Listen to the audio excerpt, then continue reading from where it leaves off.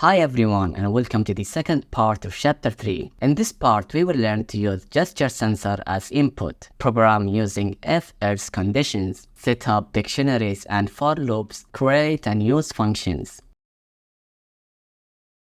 By the end of this video, we will explore how performing various hand gestures in front of the sensor makes the code print the corresponding direction to the shell console.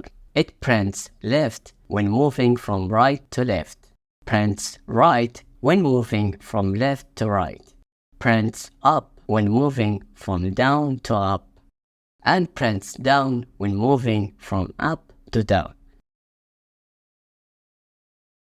Now, let's begin with writing the code for this activity.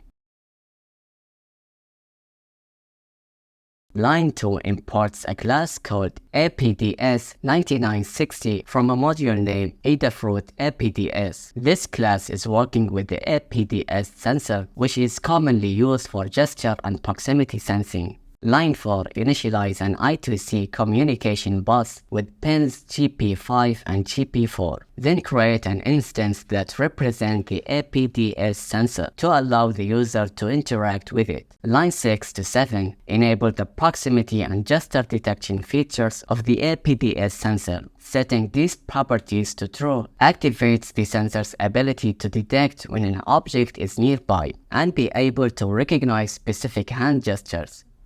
Line 10 calls the gesture method to detect a hand gesture. The method returns a numeric value representing the detected gesture. Line 11 to 18 check the value of the gesture and print a corresponding message depending on the detected gesture. The APDS library assigns specific numeric codes to different gestures.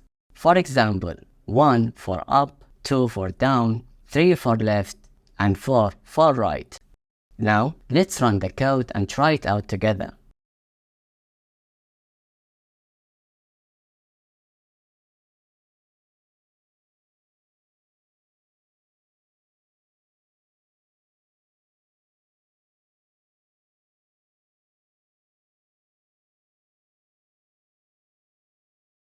Imagine the APDS as a little camera with tiny sensors that can detect infrared light, which we cannot see with our eyes. When you move your hand or an object in front of the sensor, the invisible light reflects on the object, allowing the sensor to detect the reflected infrared light, almost like a secret handshake that cannot be seen through our naked eye. The sensitivity of the sensor can be influenced by the room's brightness. In a well-lit room, there is a high level of light reflection, which can be detected by the receiver. Infrared light is invisible to the naked eye. However, you can view it by simply looking at the infrared LED through a phone's rear camera. This is especially useful when you need to check whether the APDS sensor is still functioning properly.